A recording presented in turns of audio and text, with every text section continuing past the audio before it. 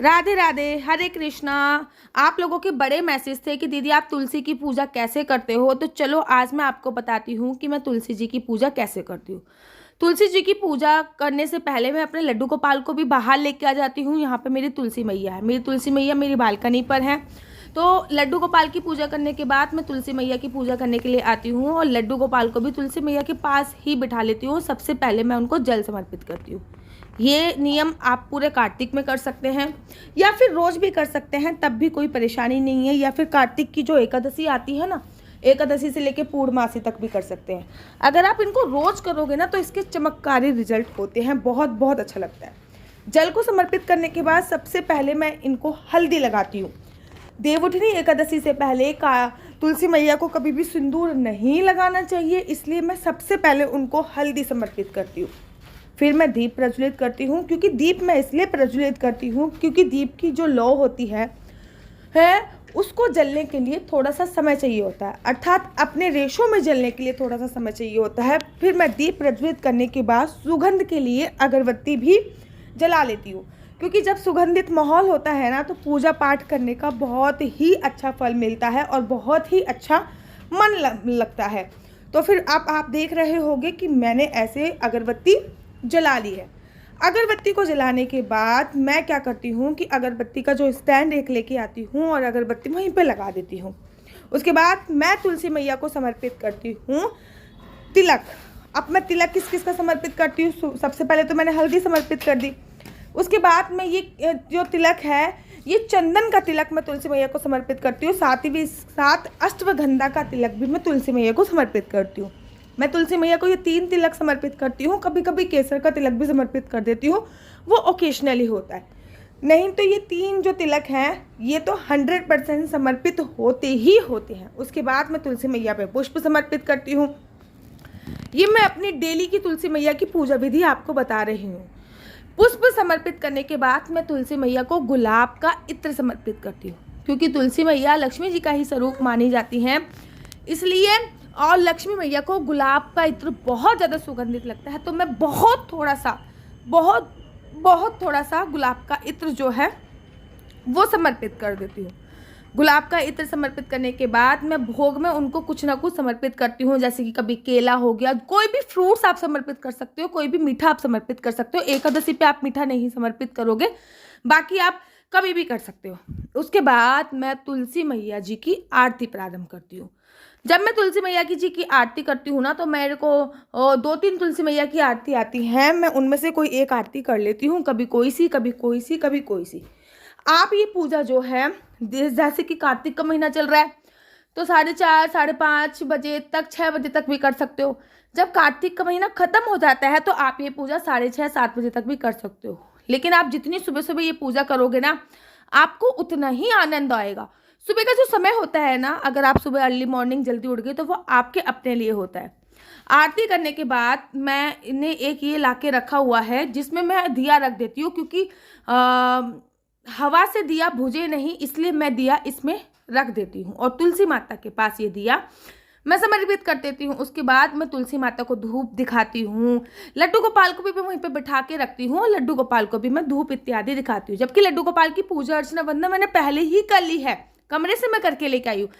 फिर मैं तुलसी मैया की जड़ से थोड़ी सी मिट्टी लगा लेती हूँ, और मिट्टी क्या, ये श्री हरि जी का चंदन है, अपने मस्तक पे लगाती हूँ, अपने दोनों कानों पे लगाती हूँ, अपने गले पे लगाती हूँ। बेसिकली ये माटी नहीं कह सकते हैं, ये श्री हरि जी का पसंदीदा चंदन है। और उसके बाद फिर मैं तुलसी मैया को अर्ध दंडवत प्रणाम करती हूँ, क्योंकि महिलाएं हमेशा अर्ध दंडवत प्रणाम करती हैं, इसलिए मैं अर्ध दंडवत प्रणाम करती हूँ। और उसके बाद फिर मैं प्रारंभ करती हूँ परिक्रमा। मैं तुलसी मैया की 4 परिक्रमा करती हूँ। ओकेशन जब बहुत बड़ा होता है, जैसे कि एकादशी हो गई, पूर्णमासी हो गई, तुलसी विवाह हो गया, तब मैं ज़्यादा परिक्रमा करती हूँ। जन्माष्टमी हो गई इत्यादि पे मैं ज़्यादा परिक्रमा करती हूँ। बेसिकली रोज जो पूजा होती है उसमें केवल 4 ही मैं परिक्रमा करती हूँ। तो आप लोग देख रहे होंगे कि मैं यहाँ पे 4 परिक्रमा तुलसी जी की कर रही हूँ, साथ ही के साथ मैं ओम नमो भगवते वासुदेवाय के मंत्र का भी जाप कर रही हूँ। तो आपको भी ये करना है कि जब भी परिक्रमा करो तो ओम नमो भगवते वासुदेवाय के मंत्र का जाप करना है। फिर मैं दोबारा से अर्ध दंडवत प्रणाम करती हूँ और अपने आसन पे दोबारा से विराजमान हो जाती हूँ।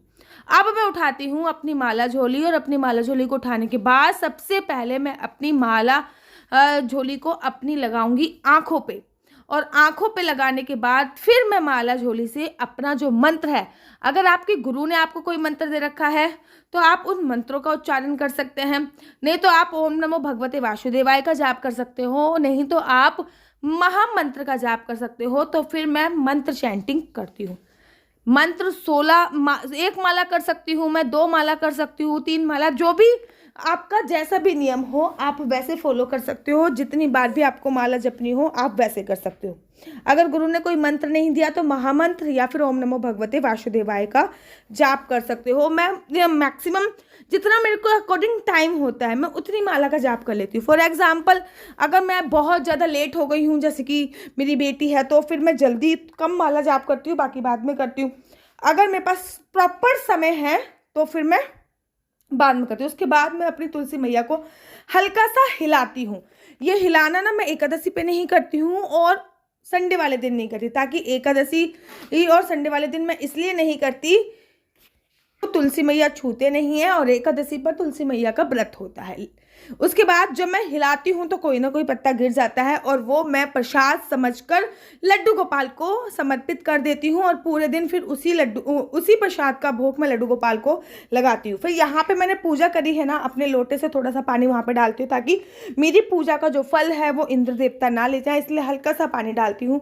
और उसके बाद मैं आसन रख देती हूँ। उसके बाद जो मेरी अगरबत्ती है, जो मैंने प्रसाद चढ़ाया है तुलसी मैया पे, वो प्रसाद मैं लेती हूँ, पूरे घर में बांटती हूँ, पूरा घर मेरा वो प्रसाद खाता है। साथ ही के साथ मैं अपने लड्डू गोपाल को भी लेती हूँ।